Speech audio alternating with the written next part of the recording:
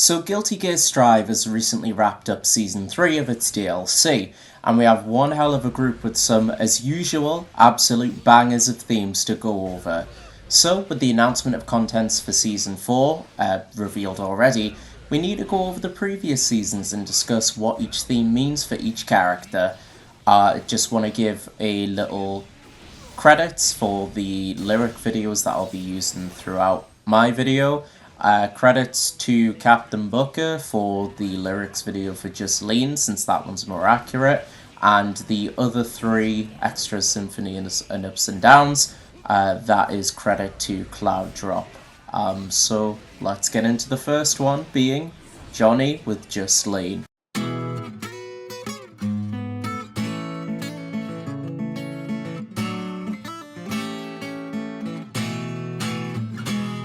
Just listen what's called the years, the word of the guy who was hated by the god of failure. Just lean. Just Lean is like a bar fight, except you're winning. You've never not been winning, and the music playing in the background of the fight is about you, because you're a fucking legend. Spoilers for the next song, but based on one of Elfelt's arcade endings, the themes can also be in-game / in-universe songs, so a popular interpretation I enjoy is Johnny's theme could be like a folk song based on slightly exaggerated stories about his feats as the leader of the Jellyfish Pirates.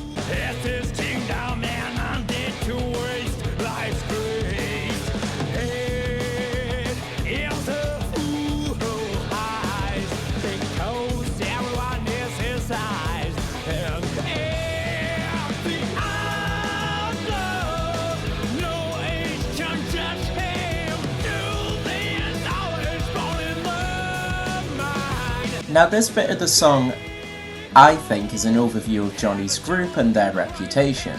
They're Robin Hood-esque figures, taken from the rich and given to the poor, so obviously he'd be in good standing with the general public since he seemed to care more than the respective faceless governments and such.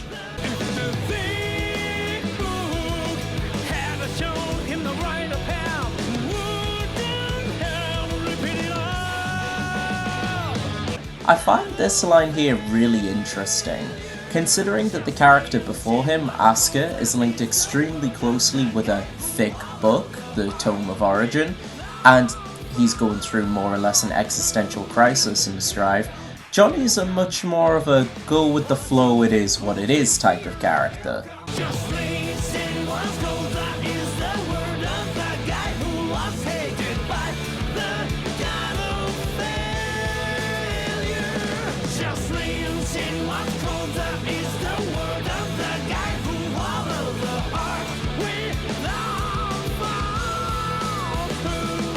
The chorus is a shining example of his nature. He's the natural born gambler. He just doesn't lose, which is why he's hated by the god of failure. And following his heart is making an effort of pointing out his good-hearted nature, giving orphans a home in the form of the Jellyfish Pirates. However, he's not without his vices. Although the Jellyfish Pirates are off limits for him, as he sees them as family, Johnny is a womanizer, one of his most well-known traits in the series. He says half the world is my love. It's a mess, but nobody think it's a joke. Whether it be a mother, sister, or daughter, whatever, he doesn't talk about fake love. But despite being an overall good person, he is still technically a criminal, it even being pointed out in the song. So he needs to do what he needs to do and get out quick.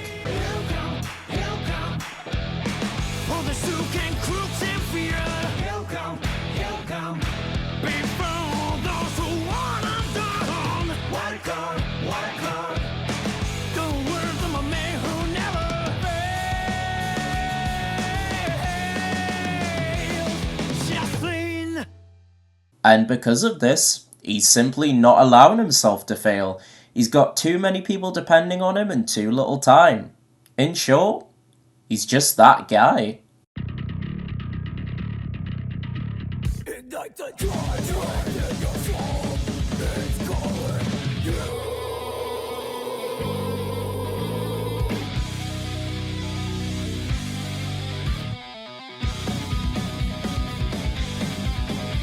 A very bubbly and optimistic woman, in Exit Elphelt was obsessed with marriage, and while that's still a massive priority for her, despite what she says about that fan club flyer, she's exploring another side of love in Guilty Gear Strive via being a music artist.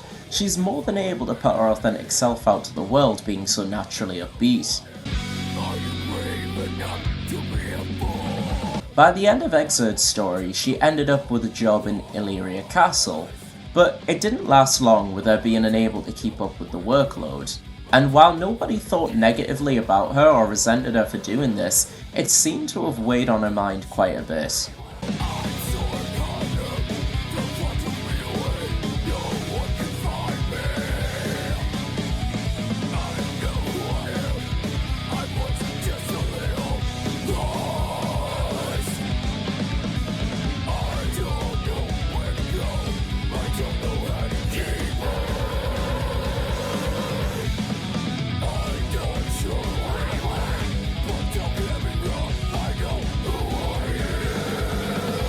Although Elphelt is willing to put herself out there, like I mentioned before, she, like anyone else, still has worries about how others will perceive her and feeling at trying something new, in this case her aforementioned music career.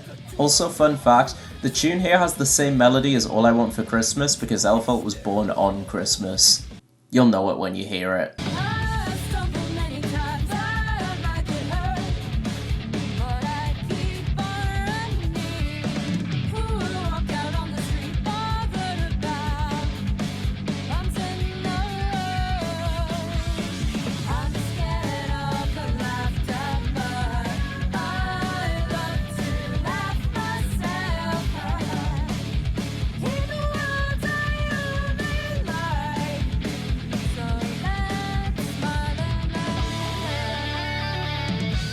I believe the upcoming lyrics goes over Elphelt's thoughts after leaving her job in Illyria Castle, before returning to her positive-minded self and finding her calling in her music.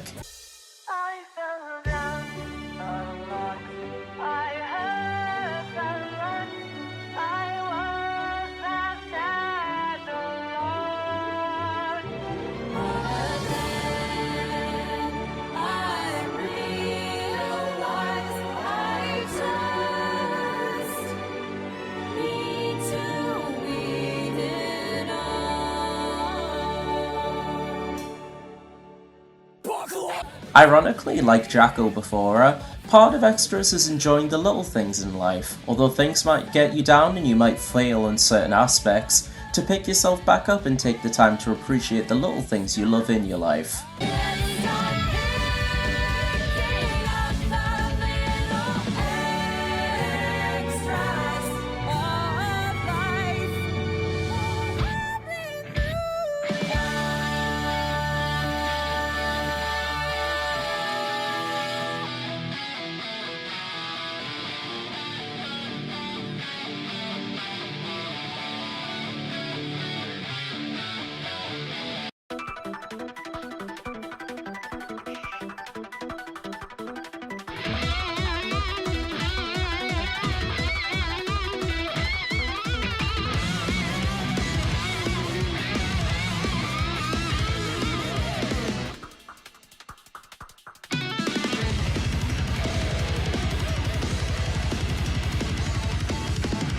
Okay, one thing to clear up A.B.A off the bat, her hair, it's been turned green to better suit the Green with Envy motif, and in World it's purely from her discovering new things and starting to find a sense of personal fashion.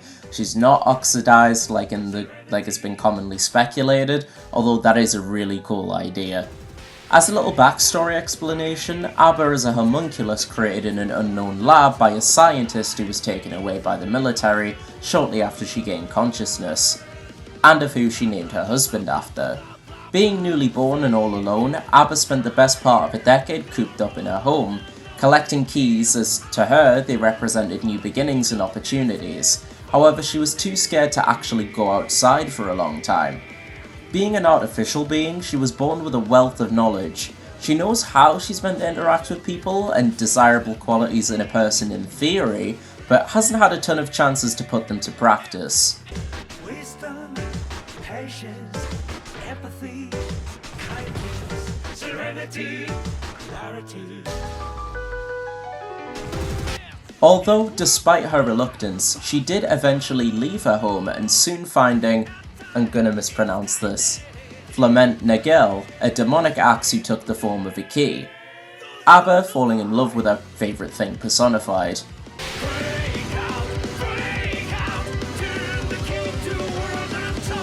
She's also a person who puts a massive amount of value on words and wordplay, despite tending to ignore what others have to say, leading to her coming to the wrong conclusions often. She's quite emotionally immature. She also uses her high vocabulary as a way of masking her fears of interacting with other people.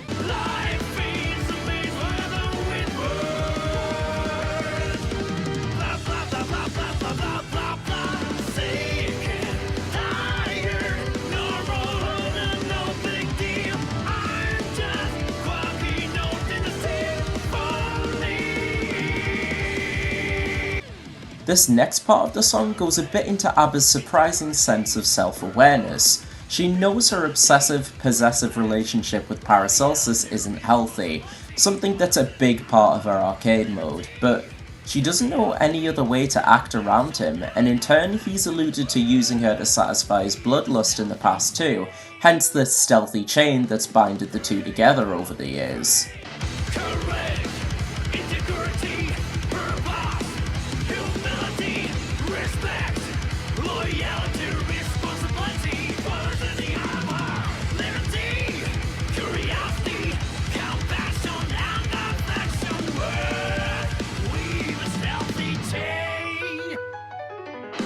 With the wordplay thing, something that is a negative trait could be seen in a positive light, and vice versa.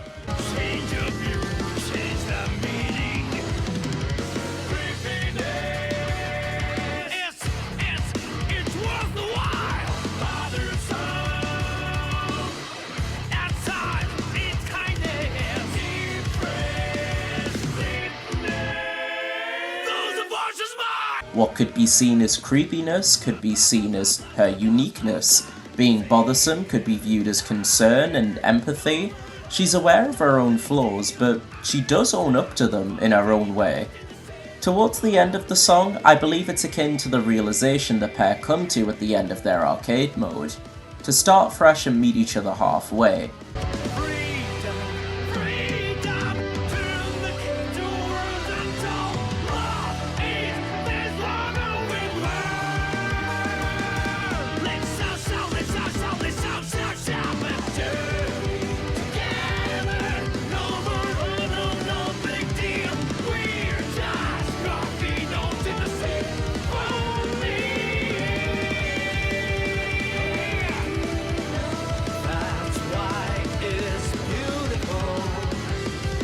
The pair resolve to learn more about the world and each other, together. This is by far my favourite song in Season 3 and up there in the whole soundtrack, but the ending eloquently sums up the characters far better than I ever could.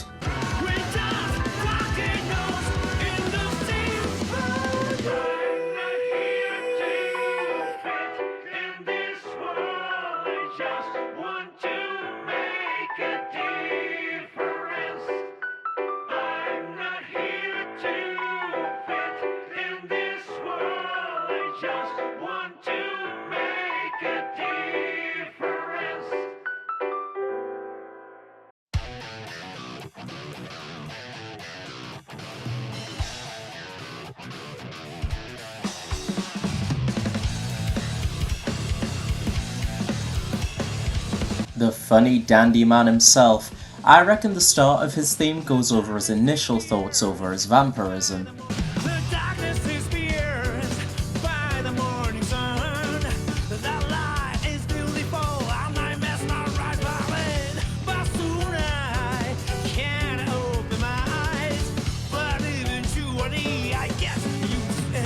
Although Slay is a character that very much has worked through his issues by now, I think the next part of the song goes over some small, lingering doubts about where he's helped lead other characters over the course of the series.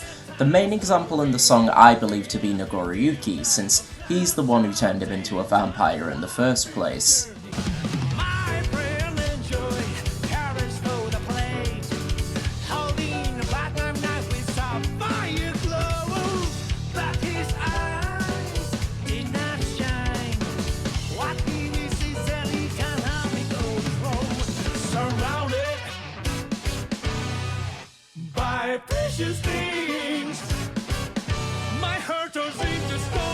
But these worries are ultimately fleeting.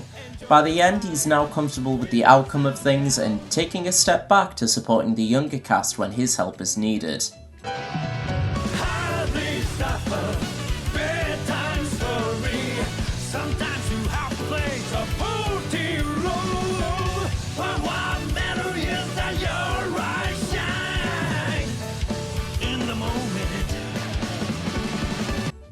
Slayer's theme is by far the shortest in Season 3's DLC, and probably the simplest meaning-wise, but I think that's just because he's got pretty much everything down pat.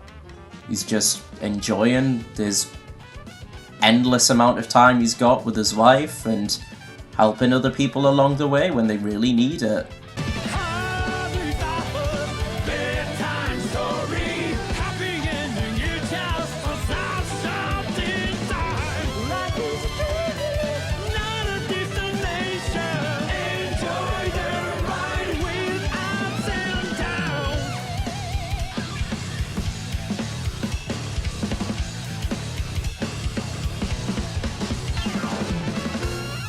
With my thoughts on their themes meanings aside, I want to quickly rank my personal favourites to least favourite on the actual themes themselves. Symphony clears, Ups and Downs isn't too far behind, and it was really close, but I like Just Lean a tiny bit more than Extras, but I adore every single theme in Season 3. Gameplay wise, A.B.A.'s also my favourite, with Slayer just a little bit behind, followed by Elfelt and lastly Johnny. Again, I like them all, they're very fun, I just personally struggle the most with Johnny's playstyle. And while I was recording, Season 4 of Strive DLC was announced like I mentioned at the start of the video, and we got every single character revealed. The first two were absolute no-brainers, like Slayer before her, Dizzy was a long time coming, and her new design is absolutely stunning. Next is Venom, makes a lot of sense character pick wise, although it'll be interesting to see why he's taken up the fight again, since by the end of Xrd he seemed to have retired from everything relating to the Assassin's Guild and opened up a bakery. Perhaps he's seeking to join the government like Zato and Melia have? His story is the one I'm most looking forward to finding out about, to be honest. The next character is the OC from the upcoming Guilty Gear Strive Dual Rulers anime. We know next to nothing about her except she has an intense hatred of gears. Her weapon seems pretty similar to Soul's, the Junkyard Dog, so my guess is she'll be a very close quarters, hard-hitting, rushdown type of character, since if they play anything like their past incarnations, which I'm pretty sure they will, she'll be a much needed contrast from the two back-to-back zoners. Lastly, Guilty Gear's very first crossover character, Lucy from Cyberpunk Edgerunners. I have no interest in the game whatsoever, but the Edgerunners anime was fantastic.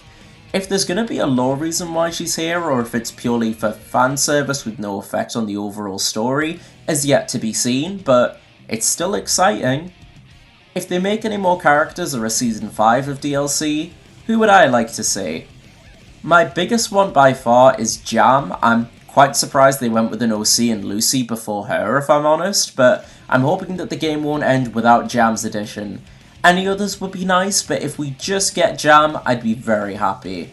Zappa would also be a fun pick. My mindset now is with Venom's return, even if a character has had a seemingly end, they can have a reason to come back. I have little to no personal interest in these characters making a return, but I wouldn't complain if Coom or Raven made a comeback. And not necessarily the characters themselves, but if they could somehow make a character moveset reuse of Cliff or Order Soul, that would be dope.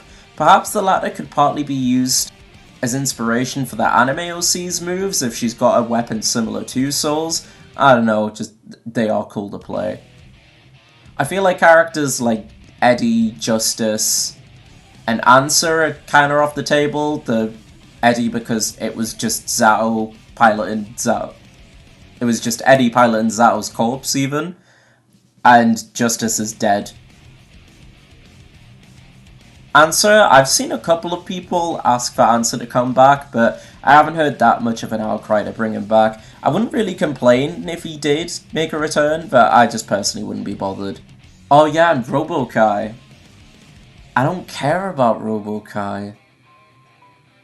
I know Robo-Kai fans are like obsessive, and I know part of it's a meme, but I've never liked the way Robo-Kai plays at any games. I don't care for Robo-Kai.